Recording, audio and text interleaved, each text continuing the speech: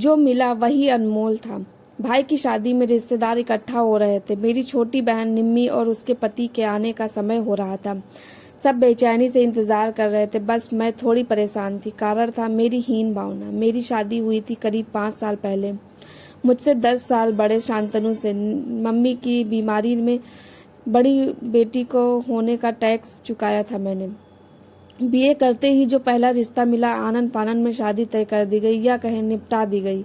मेरा और शांतनु का कोई जोड़ नहीं था। मैं मचलती हुई लहर सी अल्हड़, और वो ऐसा शांत समंदर जिसमें मिलकर लहर मचलना और इठलाना भूल जाती है। उम्र का अंतर, स्वभाव का अंतर। मैं एक नृत्यांगना थिरकती हुई सुर लय ताल में डूबी, और शांतनु हिंदी के प्रोफेसर, पता नहीं कौन सी दुनिया में खोए रहने वाले। ऐसा नहीं कि मुझे कोई तकलीफ थी, बस जैसा जीवन साथी सोचा था वो मिला नहीं। गृहस्थी स्वीकार कर ली थी, एक पुत्र की माँ हो चुकी थी, लेकिन शांतनु से दिल ना लगा था, न शायद कभी लगेगा। और इसी दूरी को बढ़ाने आ गया था मेरी छोटी बहन निम्मी का पति समीर। बेहद हंसमुख, गुनगुनाता हुआ। मुश्किल से 2 साल का अंतर था पति पत्नी में। कल छोटे भाई की सगाई है, सारे रिश्तेदार इकट्ठा होंगे, और मेरी हीन भावना मुझे फिर बौना कर देगी।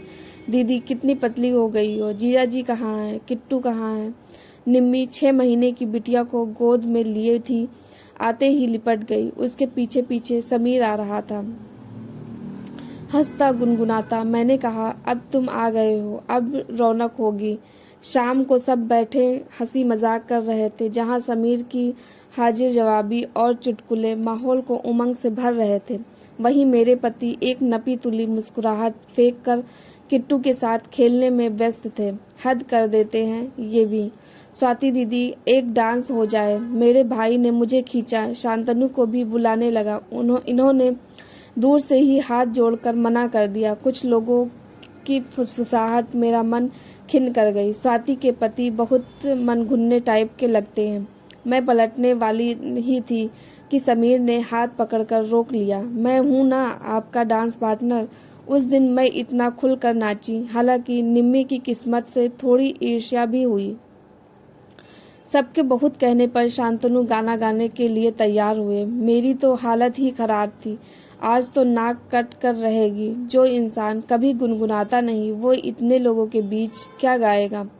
लेकिन मैं हतप्रभ रह गई जब इन्होंने गाना शुरू किया। वैसे तो मेरी ना में भी मैंने ढूंढ ली अपनी खुशी। अगर तू हाँ कहे तो बात होगी और ही। सब मंत्रमुग्ध होकर सुन रहे थे। गाना खत्म होते ही पूरा आंगन तालियों से गूंज उठा। मम्मी ने आकर इनकी नज़र उतारी तो शांतनु शर्माने लगे। आज मुझे ये कुछ अलग लग रहे थे। खाना खाते खाते बहुत रात हो गई थी। हम दोनों बहनें अपने बच्चों को सुलाकर छत पर आ गए। कितने सालों बाद मायके की छत पर मैं बहुत खुश थी, लेकिन निम्मी कुछ सोच रही थी। दीदी, आपके और जीजा जी के बीच सब सही चल रहा है ना? मतलब?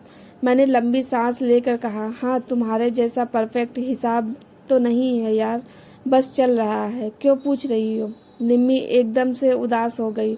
आज जब जीजा जी गा रहे थे, मुझे लगा आपके लिए गा रहे हैं। मुझे लगता भी है कि आपने उन्हें अब तक पूरी तरह स्वीकार नहीं किया है। ऐसा है क्या? मैं चौंक गई। इसने कैसे समझ लिया? जो बहुत अंदर की बात है। मैंने खुलकर बता ही दिया। निम्मी, हम दोनों ने 10 सालों का अंतर है। बहुत होता है। हमारे प्रोफेसर साहब कुछ ज़्यादा ही गंभीर हैं। क्या बोलूँ, बस कट रही है। तुम नहीं समझोगी, तुम लोग तो लव बर्ड्स हो। निम्मी मेरे कंधे पर सिर रख कर चुपचाप बैठी रही। फिर बोली, दीदी, जिसको जो नहीं मिलता है वही अच्छा लगता है। जीजा जी की गंभीरता उन्हें लाखों में एक बनाती है। आपको ये जो समीर की चंचलता स्टाइल पसंद है ना? मुझसे पूछिए कितनी भारी पड़ती है। कभी कभी मैं उसका मुंह ताक रही थी। ऐसा कैसे हो सकता है? उसने बात आगे बढ़ाई। अपने ही सजने संवरने से इनको फुर्सत नहीं मिलती। कभी मेरी और ध्यान नहीं देते। बच्ची रो रो कर परेशान हो जाती है, लेकिन क्या मजाल की भीड़ भाड़ में उसको संभाल लें। बस मौज मस्ती, नाच गाना। शाम को नहीं देखा आपने? मैं कहाँ शामिल हो पाई। दीदी, मैंने हमेशा देखा है जीजा जी आपको खुश देखना चाहते हैं। किट्टू को हमेशा संभालते हैं। आपके किसी काम में रोक टोक नहीं। इतनी स्टेज परफॉर्मेंस आप देती रहती हैं, ये सब जिया जी के सहयोग के बिना संभव है क्या? हाँ, आ रही हूँ। उसकी बच्ची जाग कर रोने लगी थी। वो नीचे और भागी। मैं घंटों वहीं छत पर उसी तरह बैठी रह गई। एक एक घटना मेरे सामने घूम रही थी। शांतनु का प्यार, देखभाल, समझदारी, कैसे इन सब से मैं अनछुई रह गई। आंखें और मन भीगता जा रहा था। सुबह होते ही मैं बदल चुकी थी। पूरा घर फूलों से सजाया जा रहा था। महक मेरे अंदर भर आई थी। शांतनु को चाय दी, इनके पास बैठी रही, कुछ न कुछ बोलती रही। अपनी साड़ी देखने के लिए सूटकेस खोला। मुस्कुराहट फैल गई। कुछ सोचकर बाजार निकल गई।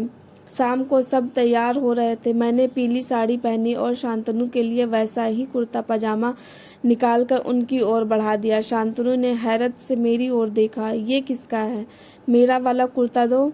मैंने शर्माते हुए कहा, आपका ही है, हम दोनों मैचिंग पहनेंगे। शांतनु एकटक मेरी ओर देखते हुए बोले, आज कुछ अलग लग रही हो, बात क्या है? मैंने बाहर झांक कर देखा, कोई था नहीं। इनके पास आकर कंधे पर सिर टिका दिया। आप कल कह रहे थे ना, अगर मैं हाँ कहूँ तो बात होगी, और भी बस वही बात है। शांतनु और मैं साथ भी थे, पास भी। बिजली की लड़ियां जगमगा रही थीं। सब कुछ रोशन था, घर भी, दिल भी। लकी दोस्तों, आपको ये कहानी कैसी लगी कमेंट करके ज़रूर बताना। हमारे चैनल पर